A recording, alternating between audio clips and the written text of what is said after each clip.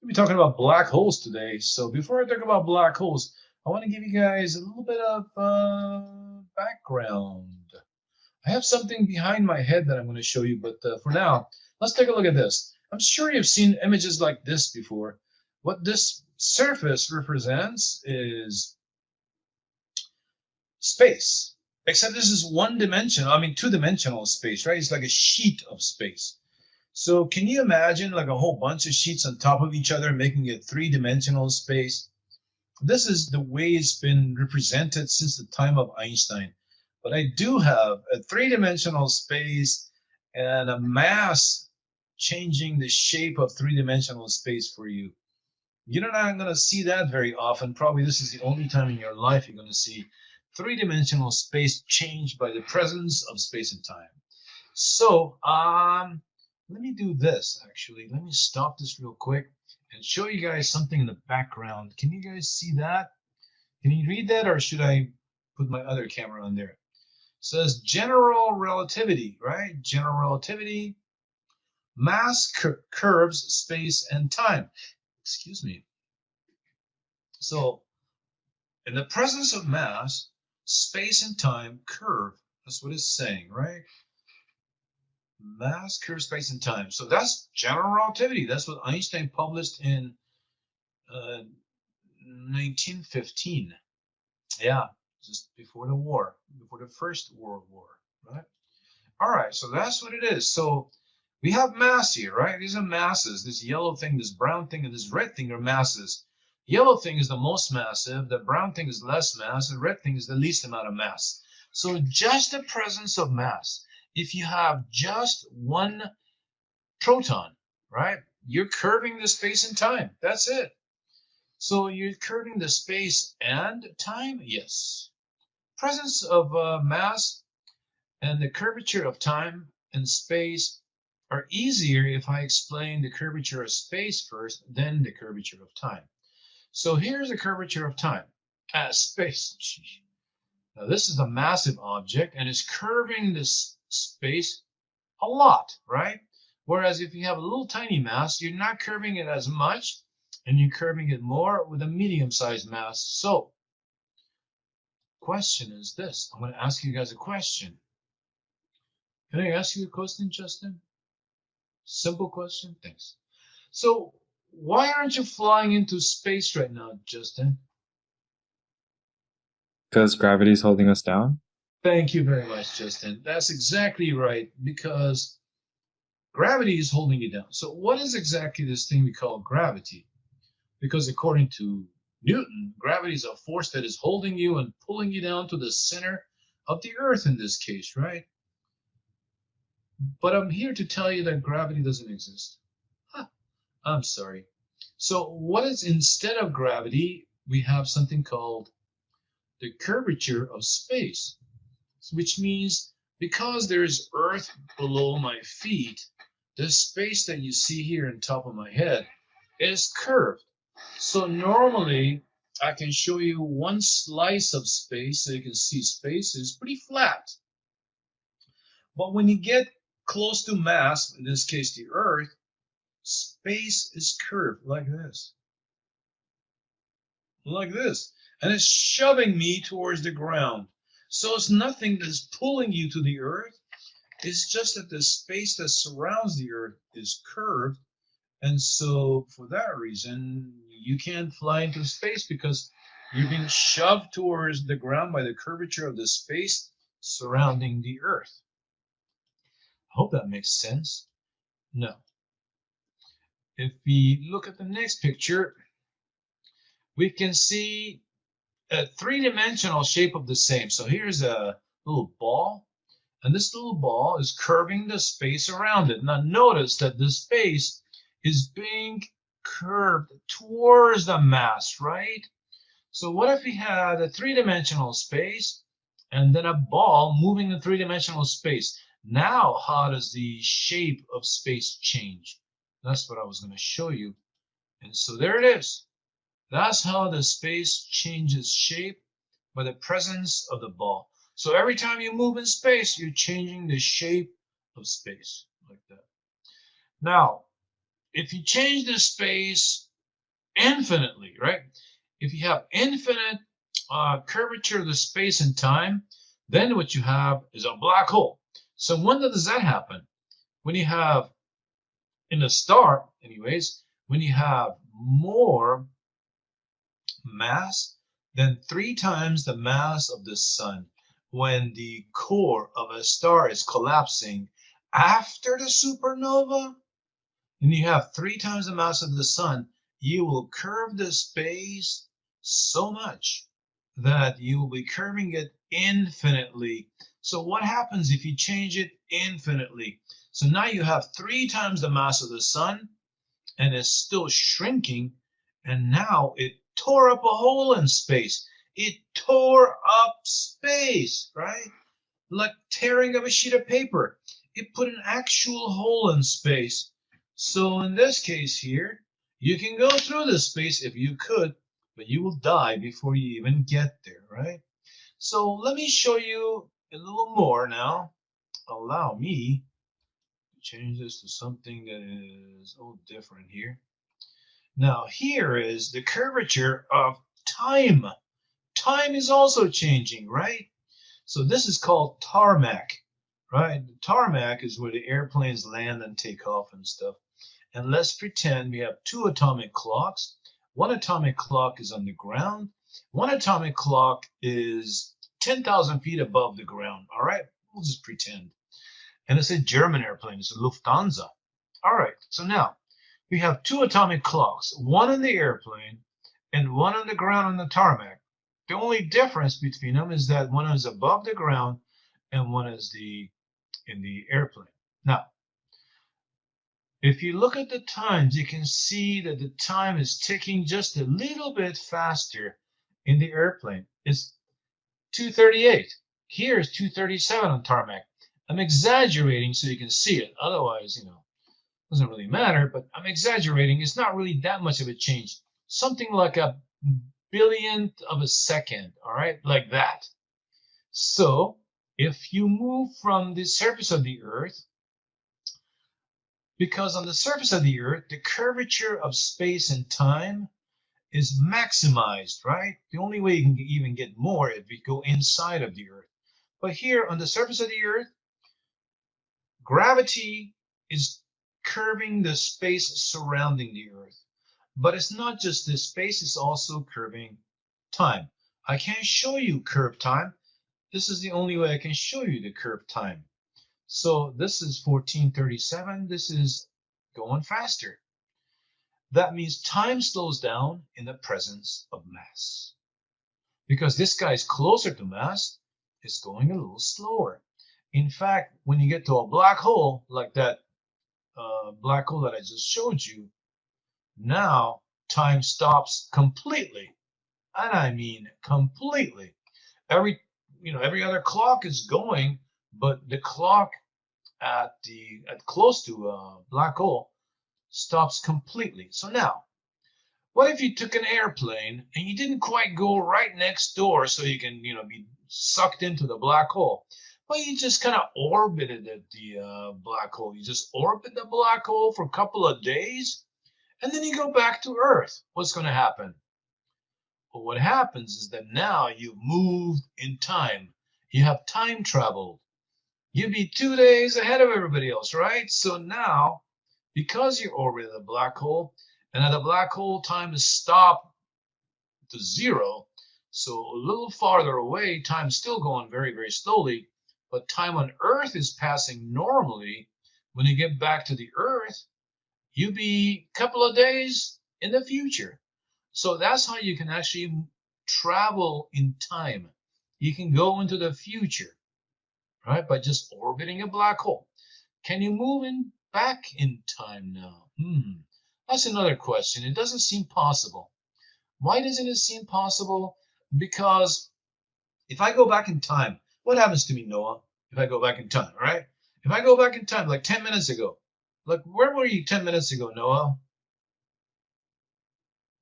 I can't hear you because your sound, I think, is off. In 1 second. There you go. Now you're good. Can you hear me now? Yeah, I can hear you now. All right. 10 minutes ago, I was in my kitchen cooking breakfast. Let's see if you can think again. 10 minutes ago, you were thousands of miles away from here because the Okay. Earth was going around the sun. You forgot about that. And the Earth was also rotating. So if you traveled in time, you'd be in the Pacific Ocean now. And also in space too, right? You'd be in space. So you'd be dead. So you can't really move back in time.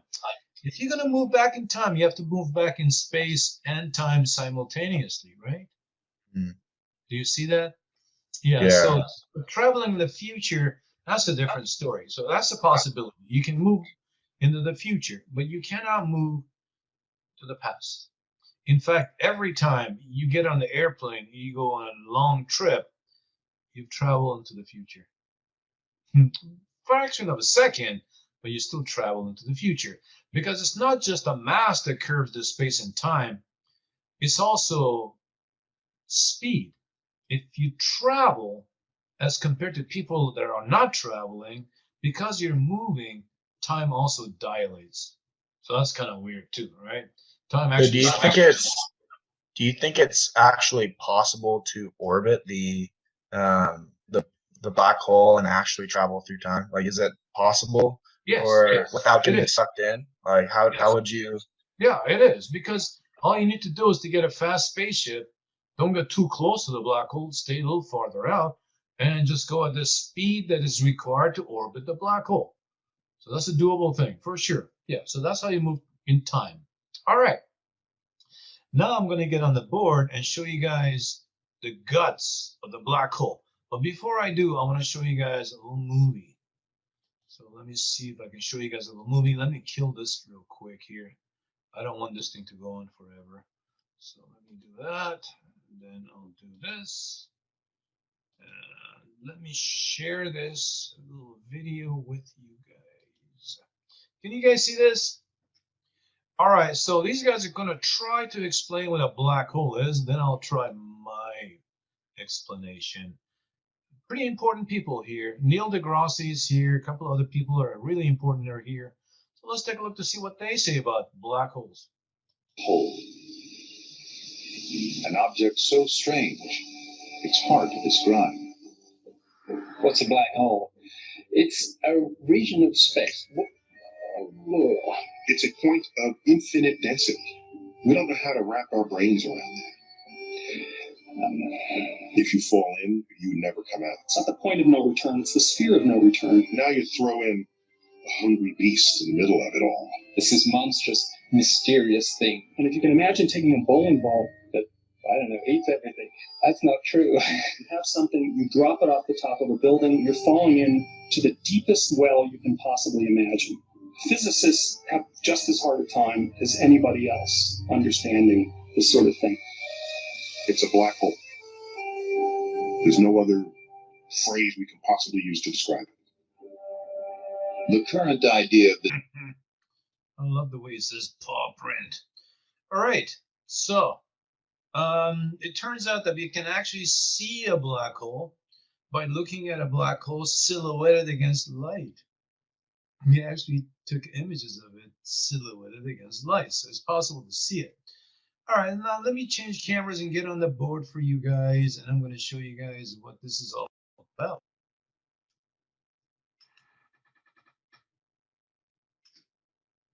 All right, I think that's good enough, right? All right.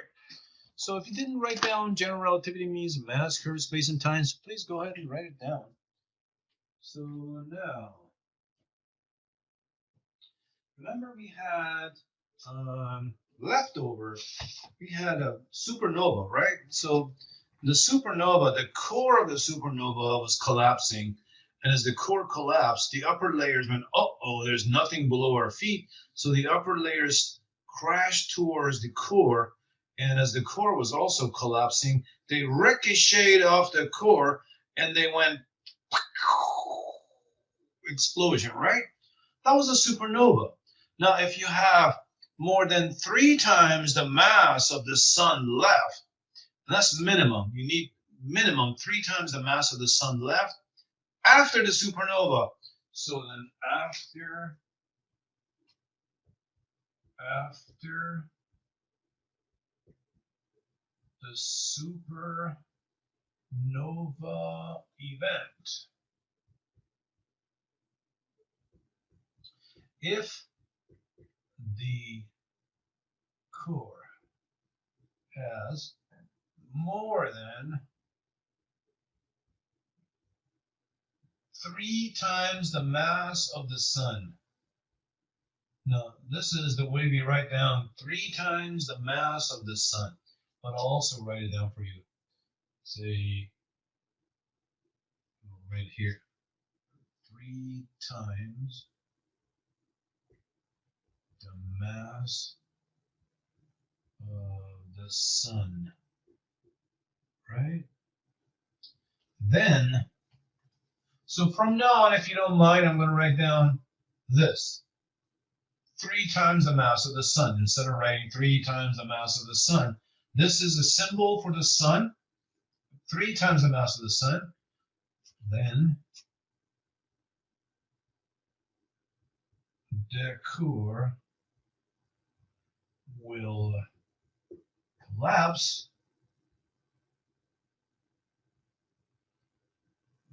to become a black hole.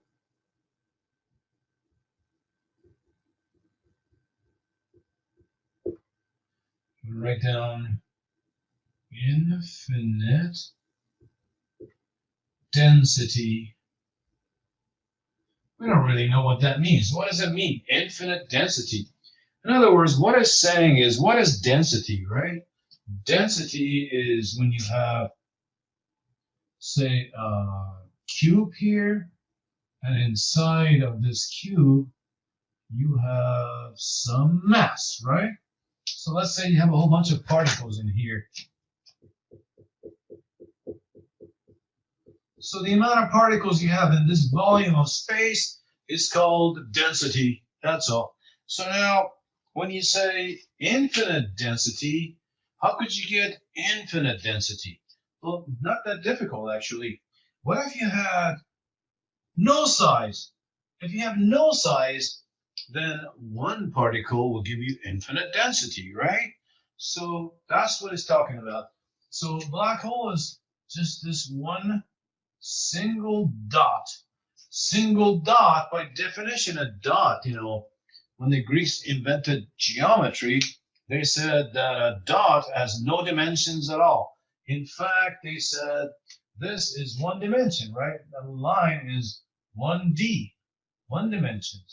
The surface is 2D. Then a volume is 3D, right? So what is a dot then? How many dimensions does a dot have? The dot doesn't have any width, doesn't have any height, doesn't have any depth, nothing, right? It's a dot. So that's what the star's core is going to continue to become, a single dot. And that's why it's infinitely dense. So I'm going to write down here, I'm going to write down this point here. It's called singularity. So singularity is a point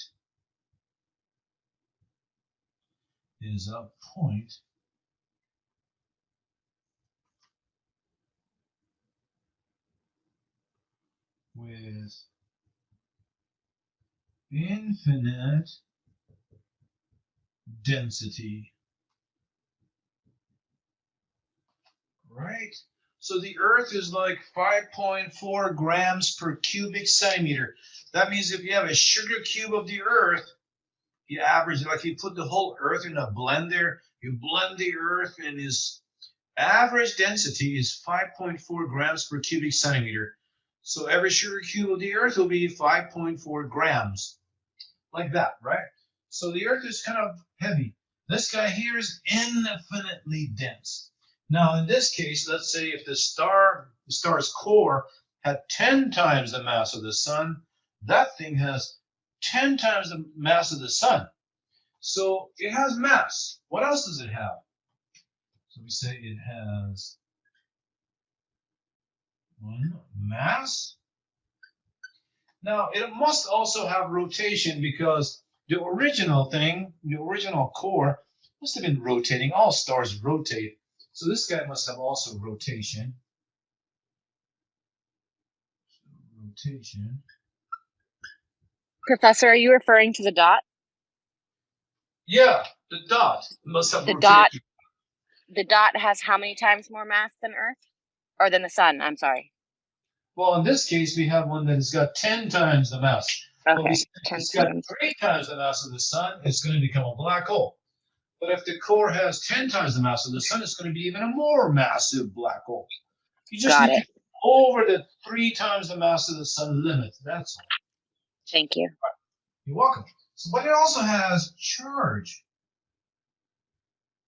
And that's all that we know about it. Why does it have charge? Because, it's made of protons and electrons and stuff. So it's either positively charged or negatively charged. If it's got more protons, it'll be positively charged. Regardless, it has a charge. And that's all that we can say about this. It has mass, rotation, and charge. We don't know if it's made of peanut butter. We don't know what it's made of. We don't know the chemical composition. Nothing. This is all that we know about the black hole, right? We also know it's infinitely dense. So we said, according to general relativity, it curves the space and time. This guy curves the space and time. It curves it all right, but infinitely. So there is a sphere surrounding it. Some kind of a sphere here. Let me see if I can make it into a sphere. All right, so there's this sphere. This sphere is called the event horizon. The event horizon is the limit where that little dot has curved the space around it infinitely. Not just the space-time as well, right? So I'm going to say this is called the event horizon.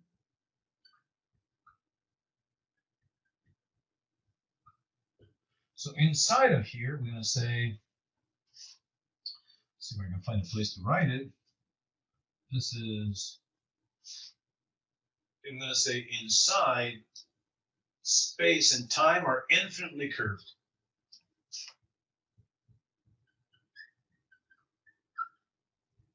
Inside the dot or sphere? There is no inside the dot. The dot doesn't have inside, right? There's no inside. There's nothing. It's a dot, right? It doesn't have any width. It doesn't have any length. Nothing, right? It's a dot. It's a point. So a point doesn't have any dimensions. So we're talking about this event horizon, this sphere, right? So space and time are curved infinitely.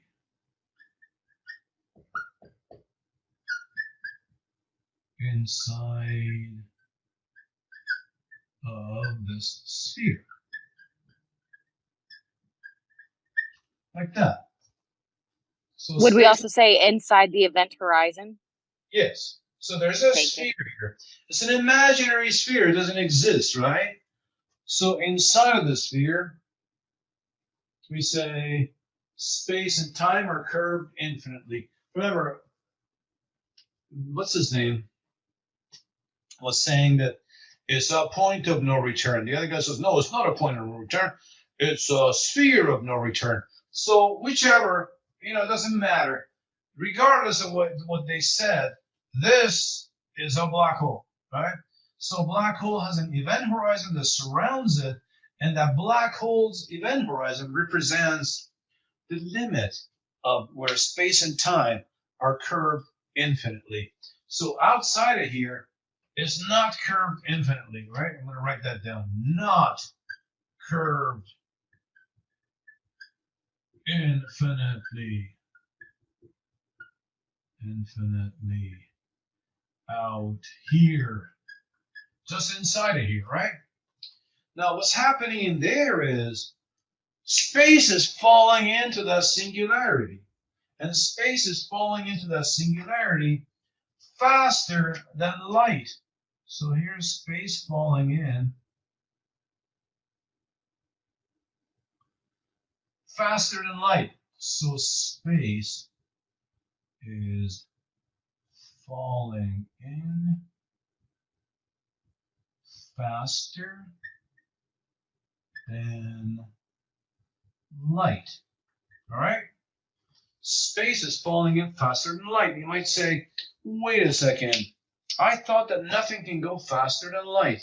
It turns out that space can go faster than light. So the only thing that can go faster than light is space itself. So space can go faster than light. You can maybe make a bet with somebody. You're always going to win. You're going to say, well, I know something that can go faster than light. You go, no, it's impossible. Well, space will fall in faster than light.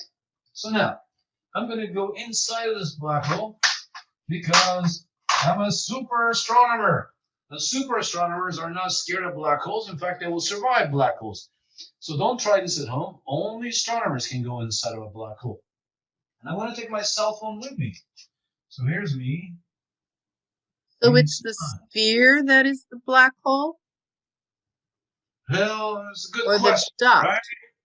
They're both black hole, the dot and. So I would call the dot, which has the mass, right? That's the guy that has all the mass. This is the guy with the mass, right? So this is the mass. This guy has the mass. The singularity has the mass. The sphere is a sphere of no return. It's a sphere where the space is falling in faster than light, and the space and time are curved infinitely inside of this sphere. So you can call either one of them black hole, right? Some people call the singularity black hole. Some people call the space that surrounds it black hole, just like you saw that in that movie, right? The two scientists there, one of them called it the dot is the black hole. The other guy said the sphere is the black hole. Regardless. So now, what's going on here? Well, as you get closer and closer, time basically stops here, right? So when you go inside of here, time is completely stopped, right? But what I'm going to do, I'm going to call 911. I'm going to say, I'm stuck in a black hole. Please help, please help. So I took my cell phone with me, 5G, and I'm going to send a signal now. So I'm calling him. Somehow I survived. I shouldn't have survived. I would have been dead by now. But I survived because I'm an astronomer. So now I'm going to send a signal out. Well, as soon as I send the signal out, it's going to go directly to singularity. Nowhere else to go. That's the only place to go because the space is falling in faster than light. My signal is only going as fast as light, so my signal can't get out. That's why light can't get out, because space is falling into the singularity faster than the speed of light. Nothing can escape. You have to go faster to escape. So somehow, if you have a spaceship that goes faster than the speed of light, maybe you can make a trip into the black hole and get the heck out of there. Maybe. That's for the future. Human Professor? beings. Yes. To clarify, time is completely stopped inside of the event horizon, and then that signal would get dragged back to the singularity. Yeah, because the space is falling in faster than light. My signal is only going as fast as light, so it's going to carry it right into that singularity. Thank you. Yeah, but I should have been dead, right? Why am I dead? Well, I should have been dead. So how do you die once you get close to this black hole? Right? How do you die? Well, this is how you die. This is me again. And I'm very, very close to this black hole. And now, normally, we don't really care. Like I'm standing here right now. I don't feel like the earth is pulling my feet any closer than my head, right? It's about the same because I'm only 6 feet tall, so I'm being pulled by the gravity. If you think of gravity as this pull force. So here, my feet are being pulled in pretty hard. I'm pretty close. My head is also being pulled in, but not as hard as my feet. My feet are closer, so my feet are being pulled in a lot harder than my head. So what happens to me is I'm going to become spaghettified. Spaghettified means I'm going to be a big, long spaghetti. Now, I don't know why I changed my color. I should be a blue spaghetti, so I'm going to It'd be like putting you on the rack. yeah, exactly, right? So now I'm going to be spaghettified. These are my atoms as I fall in. So this is an actual technical terms in astronomy. The spaghetti, let's see, let me spell it correctly. I think spaghetti is GH. Spaghettified. Spaghettified. I'm going to be spaghettified. So why am I spaghettified? Because my feet are closer, so they're being pulled really hard. My head is kind of like left behind, so not being pulled as hard. So the difference between the tidal forces between my feet and my head makes me stretch like this, and I'm going to die as a spaghetti. Now, this is the thinnest spaghetti you've ever seen in your life, right? Incredibly thin spaghetti. All right, when you guys have finished this, if you would like to take the notes, and then I will proceed. So next, I kind of like to show you guys what the deal is with Interstellar, right? Interstellar. You guys have seen Interstellar? My favorite movie ever. Okay. So now I'll explain to you guys what happened in Interstellar and what's the problem with those theories in Interstellar.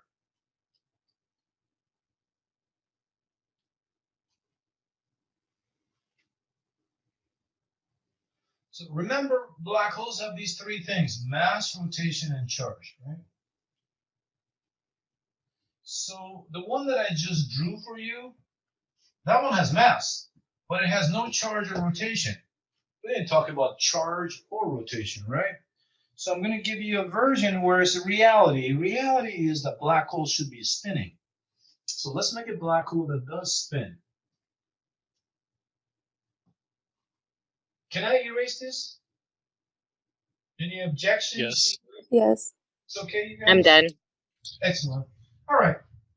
So now, let's make a realistic black hole. Realistic black holes have two event horizon, not just one event horizon. So let's give you that. But before I do, let me ask you guys a question. How many ways in space can you move? 3. It turns out there's 6, right? So I can go forwards, backwards, I can go left, I can go right, I can go up, I can go down. So that's 6 different, it's called 6 degrees of freedom.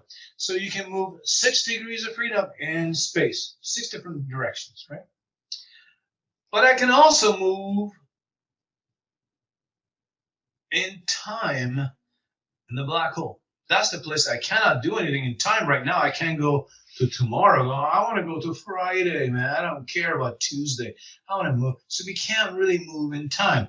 But here, you'll be able to move in time. So let's see. Now, when you have a rotating black hole, you have something called a rotating singularity. So now you have a rotating singularity. So here's a rotating singularity. A rotating singularity has something called a ring singularity.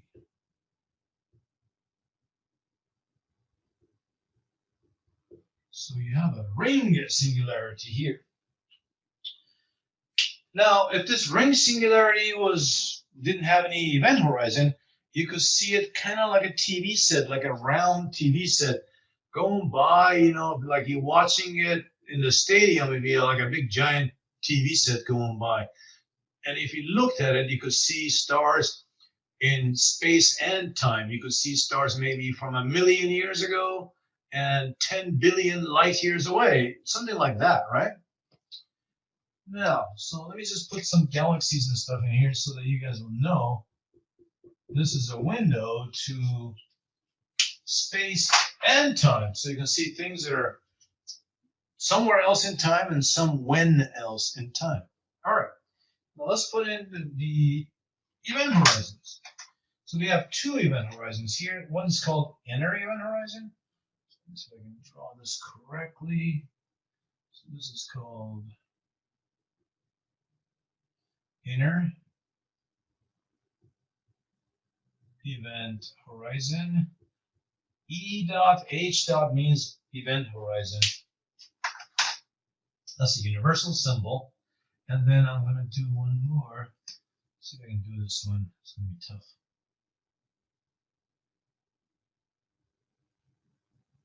Okay, I did it. Yay. All right, so this is the second event horizon. So I have two event horizons. This is the outer event horizon, the outer event horizon. Now, I'm not going to vouch for the shape of it. It could be like an egg. It doesn't have to be spherical, all right? So let's not get into the shapes. So now, if I'm going in, and again, I'm going to be able to go in because I'm an astronomer, right? So the astronomer guy is going in, and as soon as I go in, I notice something. I notice that time and space have reversed. So time has become like space, and space has become like time. So what does that mean? That means that I can move in 6 different ways in space. I'm sorry, 6 different ways in time. That means I can go to the future. I can go to the past. I can go left in time. I can go right in time. I can go up in time. I can go down in time. But there is only one way I can go in space. Which direction is that? Into the singularity. That's the only way I can go. There's no other way. I can't go left and right here anymore. I've entered the event horizon, right? So now I can move in time.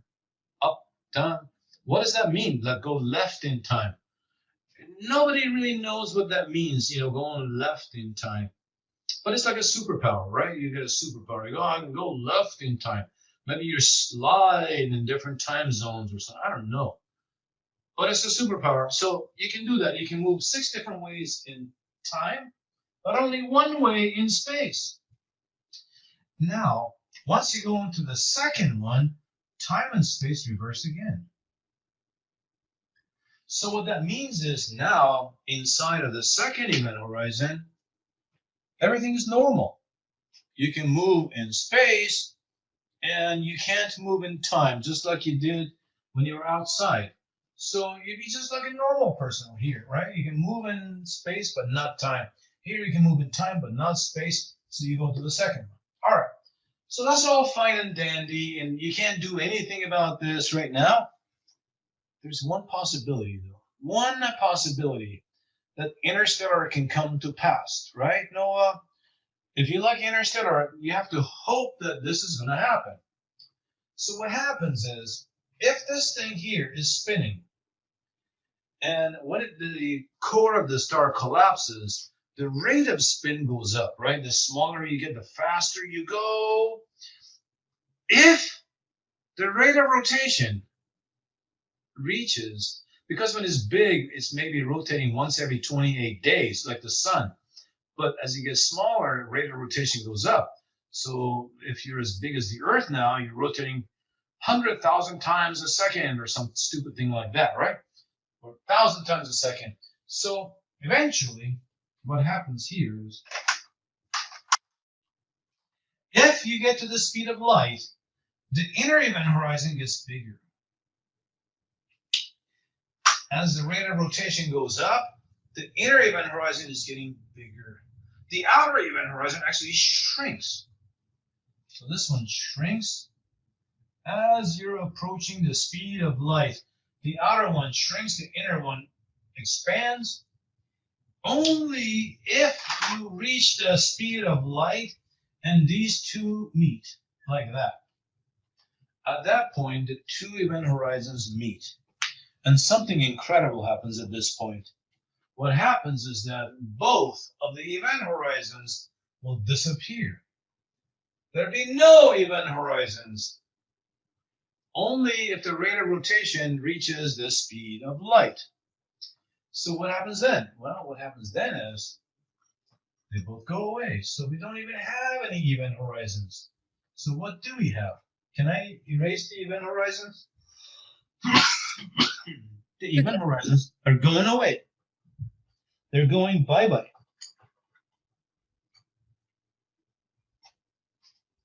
And that's because the ring of singularity is spinning faster, or Yes, yes. The ring of singularity, if it reaches the speed of light, the event horizons will dissipate. The inner one gets bigger, the outer one gets smaller. When the two event horizons meet, both event horizons just disappear.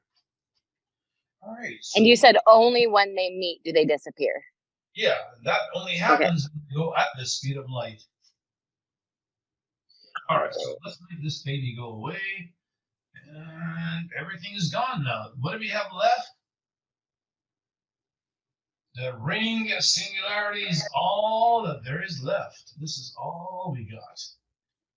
So this I have a ring- question. Yeah. So if it takes the speed of light for the two rings to come together, does that mean that the inner event horizon is constantly expanding until it hits the outer one? Yeah. Yeah, as it's shrinking down to become a black hole. Imagine it's the very last gas of the core of the star, right? So it's already gone supernova, and the core of the star is still shrinking. And as it shrinks, it also spins. If the rate of spin by the time it becomes a black hole reaches the speed of light, then it becomes this. Now, what is this called? It's called naked singularity. So naked singularity is a singularity with no event horizons whatsoever. So isn't there a show on TV where you can actually enter a ring, right? You go inside of a ring and you move in time and space. You guys know that show? I know what you're talking about. That's that Yes, right? What is it called? yeah. They found it right next to the pyramids. Remember, it was buried next to the pyramids and all that. That's what this is. That thing in the show is a naked singularity. So now, it's still dangerous. So that movie that you saw is not realistic. You're still going to get destroyed. There's still gravity at the edge. So now, if you approach it here at the edge, you die. So if you just go towards it, and if it's rotating like this, right? And you go towards it like that, you die. But you can approach it like this. You can jump in. You just can't approach it from the edge. That's all. Because there's still gravitational force there. Okay. Now, it's a ring of singularity. Now you can go in, except according to theory, it closes down. It's only open for something like 10,000th of a second. So if you're fast enough, 10,000th of a second or 100,000th of a second, you got to get in there as fast as it forms and then go. The problem with interstellar is, let's say this did happen and it did go through it, you can't pinpoint where you're going. That's the problem. There's no pinpointing this. In fact, on the other side of this, there is the wormhole.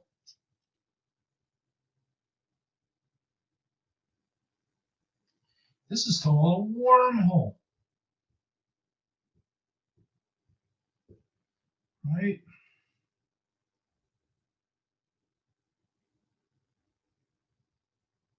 So there's a wormhole.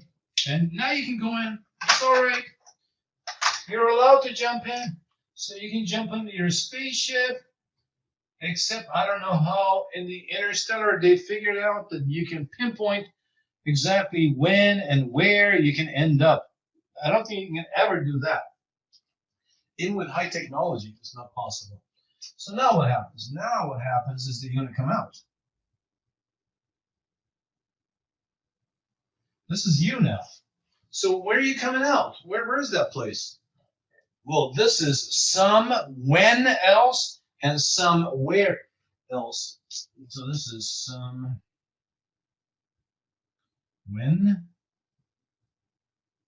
else and also some where else.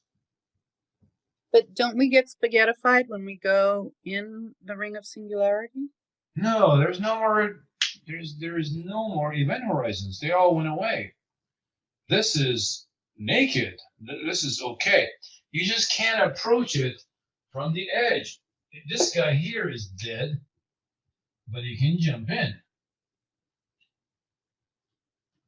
So we have to wait until the event horizons have collapsed into each other and disappear.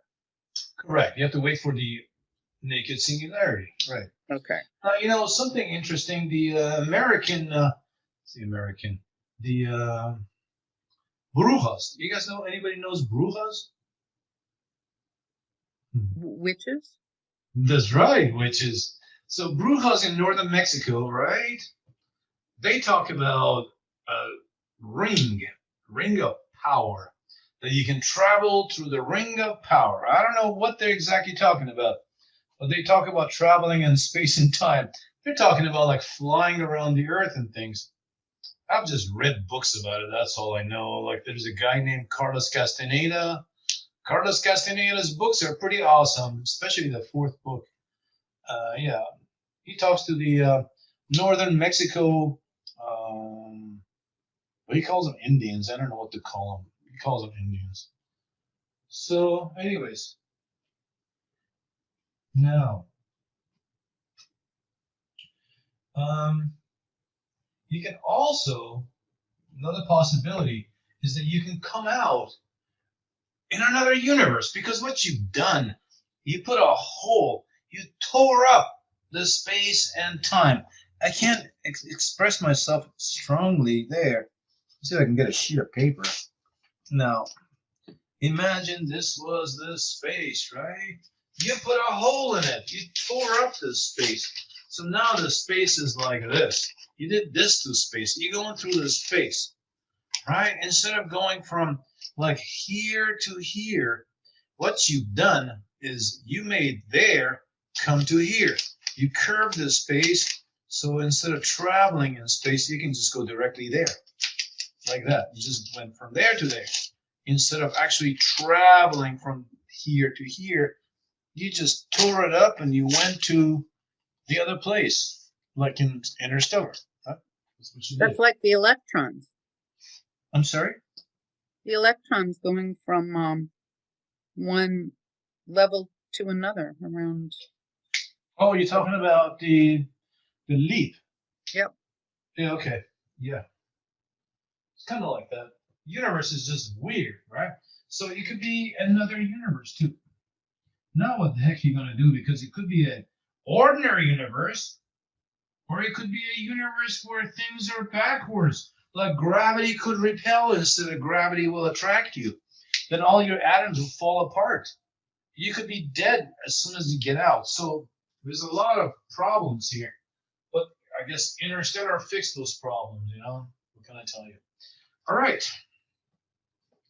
I'm done with the ring singularity, the naked singularity. So I hope you guys have a better idea of what happened in Interstellar now. They just took their spaceship and they went right through the ring singularity, through the wormhole, and they came out on some other planet, some when else and some where else, right? What do they do with? Oh, there was that one show, Terra Nova, and they went through that and they ended up traveling back in time to prehistoric time. Ah, yeah. That's pretty cool. What is the other show called? I think they based it on that one because it had the same entrance loop. And there's either Quantum Leap but I think it's something else because they've had a bunch of shows on that. Yeah, and it's got the halos on 2 different destinations or wherever they are, the portals. Right, I think they're all based on that. I forget the name, unfortunately. Yeah. Yvonne is asking, is that 4D? No, 4D is something that I will talk to you guys about it next week. Actually, we'll talk about 4 dimensions too. Fourth dimension is really weird, you guys. That's even more weird than traveling through the space here. All right, so let me show you something else now. Same video that I was showing you a little further in. I have to go to 2040, 2040.